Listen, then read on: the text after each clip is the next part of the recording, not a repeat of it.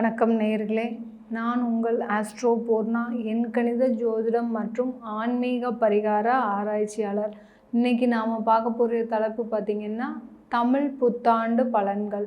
தமிழ் வருட பிறப்பு ஏப்ரல் 14ஆம் தேதி பிறக்கிறது. தமிழ் புத்தாண்டு வருடம் குரோதி வருடம்தான் இந்த தமிழ் புத்தாண்டுக்கு உண்டான பெயர். இந்த குரோதி வருடம் இந்த தமிழ் புத்தாண்டில் மேஷ ராசி அன்பர்களுக்கு எந்த மாதிரியான பலன்களை கொடுக்க போகுது, இந்த ஆண்டு இந்த மேஷ ராசி அன்பர்களுக்கு எந்த மாதிரியான பிரச்சனைகள்லிருந்து தீர்வு கிடைக்க போகுது அப்படின்றத நம்ம இந்த பதிவில் தெளிவாக பார்க்க போகிறோம். அதுக்கு முன்னாடி நீங்கள் இந்த சேனலை முறையாக பார்க்குறீங்கன்னா சப்ஸ்கிரைப் பண்ணிக்கோங்க, பெல் பட்டனில் ஆல் ஆப்ஷன் சூஸ் பண்ணிக்கோங்க.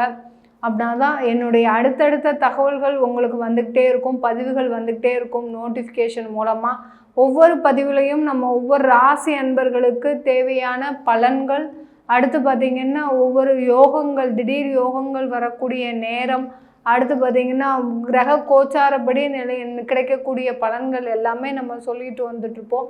அதை நீங்கள் கடைசி வரைக்கும் ஸ்கிப் பண்ணாமல் பாருங்கள். இன்றைக்கி நம்ம மேஷ ராசி அன்பர்களுக்கு தமிழ் புத்தாண்டு எப்படி இருக்க போகுது, இந்த குரோதி வருடம் சோபகிருது வருடம் முடிந்து இந்த குரோதி வருடம் எப்படியாக இருக்க போகுதுன்றதை நம்ம இந்த பதிவில் பார்க்கலாம்.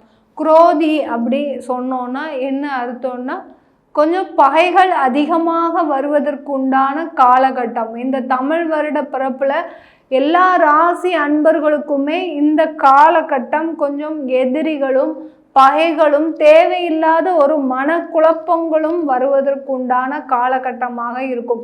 எல்லாருக்குமே அப்படி இருக்குமா? எல்லா ராசி அன்பர்களுக்கும் அந்த அந்த வருடத்தின் பொருள் நம்ம இந்த மாதிரியாக இருக்குது. கொஞ்சம் பகையை கொடுக்கக்கூடிய நேரம். ஆனாலும் அவரவர் ஜாதகப்படி பலன்கள் மாறுபடும். அதே சமயத்தில் கோச்சார நிலவரப்படியும் கிரகங்கள் மாறிக்கொண்டே இருக்கும். ஒவ்வொரு மாதத்துலேயும் ஒவ்வொரு கிரகங்கள் பயிற்சியாகும். அடுத்து வருட கிரகங்கள் பயிற்சியாகும் போது சில விதமான ஒரு நல்ல ஒரு முடிவுகள் எடுப்பதற்கும் ஒரு சாதகமான ஒரு காலகட்டமாக இருக்க போகுது இந்த தமிழ் புத்தாண்டு வருடமாகப்பட்டது. இந்த மேஷ ராசி அன்பர்கள் எப்போதுமே தன்னுடைய நிலைமையை மாற்றாதவர்கள்.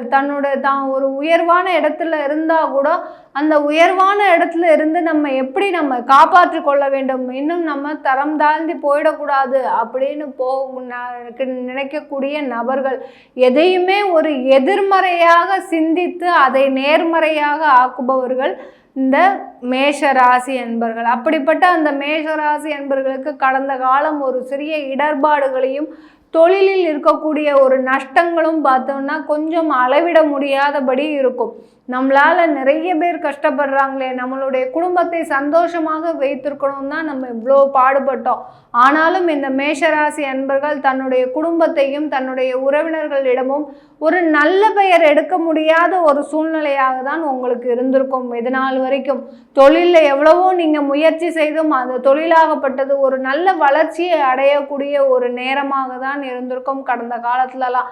ஏன்னா உங்களுடைய ராசிக்கு 12ஆம் இடத்துல இருக்கக்கூடிய அந்த ராகு பகவான் மிகப்பெரிய ஒரு மனக்குழப்பத்திற்கு ஆகக்கூடிய ஒரு நேரமாக தான் இந்த மேஷராசி அன்பர்களுக்கு கடந்த காலம் இருந்திருக்கும். இந்த மேஷராசி அன்பர்களுக்கு கடந்த காலத்துல நிறைய ஏமாற்றத்தை சந்திச்சிருப்பீங்க, நிறைய விரய செலவுகளை சந்திச்சிருப்பீங்க. அதே சமயத்துல இந்த தொழிலில் நிறைய ஒரு நண்பர்கள் மூலமாக ஏமாற்றத்தையும், அடுத்த நண்பர்கள் மூலமாக கடன் பட்டிருப்பீங்க.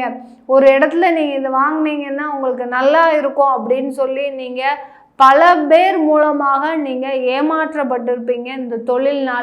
இந்த தொழில்னால இவ்வளோ அவமானங்களையும் அசிங்கங்களையும் நீங்கள் அனுபவித்தாலும் இந்த தமிழ் புத்தாண்டு வருடமாகப்பட்டது உங்களுக்கு ஒரு நல்ல எழுச்சியை தரக்கூடிய ஒரு நேரமாக இருக்க போகுது இந்த மேஷ ராசி அன்பர்களுக்கு.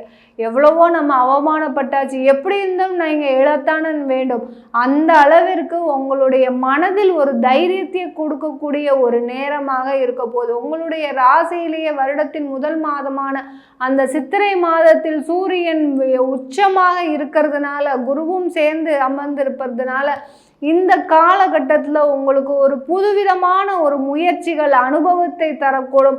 அதே நேரத்தில் ஒரு ஏற்றத்தையும் தரக்கூடும். தொழில் சம்பந்தமான நிறைய முடிவுகள் எடுக்கக்கூடிய காலகட்டமாக தான் உங்களுக்கு இந்த மேஷராசி அன்பர்களுக்கு இருக்க போகுது.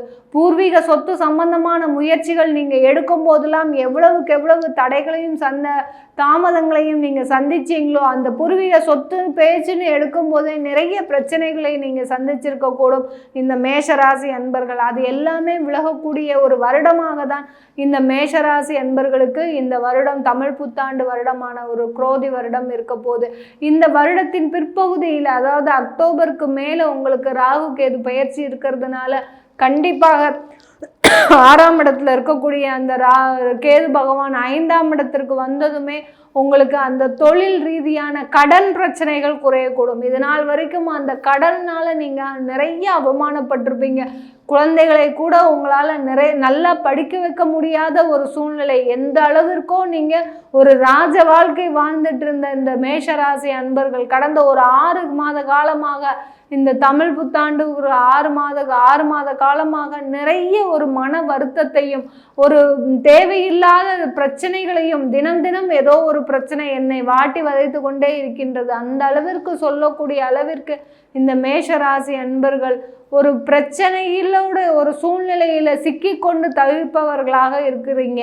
இது எல்லாமே ஒரு சரியாக கூடிய ஒரு நேரமாக தான் இந்த தமிழ் புத்தாண்டு வருடம் இருக்க போகுது. உங்களுக்கு குருவும் 2ஆம் இடத்துல, ராசிக்கு 2ஆம் இடத்துல பயிற்சி ஆகுவதனால மாதத்தின் 2வது மாதத்திலேயே, வருடத்தின் 2வது மாதத்திலேயே அந்த குருவாகப்பட்டவர் பயிற்சி ஆகிறாரு. தனஸ்தானத்துல பயிற்சி ஆகிறதுனால மிகப்பெரிய வருமானத்தை நீங்கள் சந்திக்க போகிறீங்க. அதே சமயத்தில் கடன்கள் எல்லாமே குறைய போகுது. எந்த அளவிற்கு குடும்பத்தை பிரிந்து நீங்கள் இருந்தீர்களோ மேஷராசி அன்பர்கள், இந்த காலகட்டத்தில் குடும்பத்தோடு மகிழ்ச்சியாக இருக்க போகிறீங்க. தேவையில்லாத சண்டை சச்சரவுனால கடந்த காலத்தில் குடும்பத்தை பிரிஞ்சிருப்பீங்க. அவங்க ஏதோ ஒரு பேசுறதுக்கு நம்ம ஏதோ ஒரு தவறாக பேசி அது பெரிய அளவில் விவாகரத்து அளவிற்கு உங்களுக்கு இந்த மேஷராசி அன்பர்களுக்கு கடந்த காலத்தில் பிரச்சனையை தந்திருக்கக்கூடும். அந்த அளவிற்கு ஒரு குடும்பம் ரீதியாகவும் ஒரு தொழில் ரீதியாகவும் வேலைக்கு போகிற இடத்துல இந்த மேஷராசி அன்பர்கள் நிறைய அவமானங்களை சந்திச்சிருப்பீங்க. வருமானம் இருந்திருக்காது. அதே சமயத்தில் இந்த மேஷராசி அன்பர்கள் வேலைக்கு செல்கின்ற அன்பர்கள்னு பார்த்தோம்னா வருமானம் இல்லாமல் நிறைய தவிச்சிருப்பீங்க. அந்த அளவிற்கு, ஏன்னா 6ஆம் இடத்துல இருக்கக்கூடிய கேது பகவான் உங்களுடைய வேலை வாய்ப்பு ஸ்தானத்தை ஒரு துண்டித்து கொண்டே இருக்கிறார். தேவையில்லாத தடங்கல்களை கொடுக்குறார், தடையை கொடுக்குறார். அப்படியே நீங்கள் எல்லா தடையையும் தடங்கல்களையும் தாண்டி வேலைக்கு சென்றாலும் கூட அங்கே ஒரு நிம்மதி இல்லாத ஒரு சூழ்நிலை இந்த மேஷராசி அன்பர்களுக்கு கடந்த காலத்துலலாம் இருக்கக்கூடும். இது எல்லாமே ஒரு 3 மாத காலம் கழித்து, புத்தாண்டு பிறந்து ஒரு 3 மாத காலம் கழித்து உங்களுக்கு அது எல்லாமே சாதகமாக வரக்கூடிய ஒரு சூழ்நிலையாக தான் இருக்க போது இந்த தமிழ் புத்தாண்டு ஆகப்பட்டது. பூர்வீக சொத்து சம்பந்தமாக உங்களுக்கு நிலுவையில் இருக்கக்கூடிய வழக்குகள் எல்லாமே உங்களுக்கு சாதகமாக முடியக்கூடிய நேரம். ஏன்னா 5ஆம் இடத்திற்கு வரக்கூடிய அந்த கேது பகவான், கேதுன்றதுனால பார்த்தோம்னாலே அந்த வழக்கு சம்பந்தமான பிரச்சனையை முடித்து வைக்கக்கூடியவர். அதனால அந்த 5ஆம் இடத்திற்கு வரக்கூடிய அந்த கேது பகவான் உங்களுக்கு பிரச்சனைகளை முடித்து, பூர்வீக சம்பந்தமான பிரச்சனைகளை முடிக்கக்கூடிய ஒரு கிரகமாக தான் இருக்க போகுது.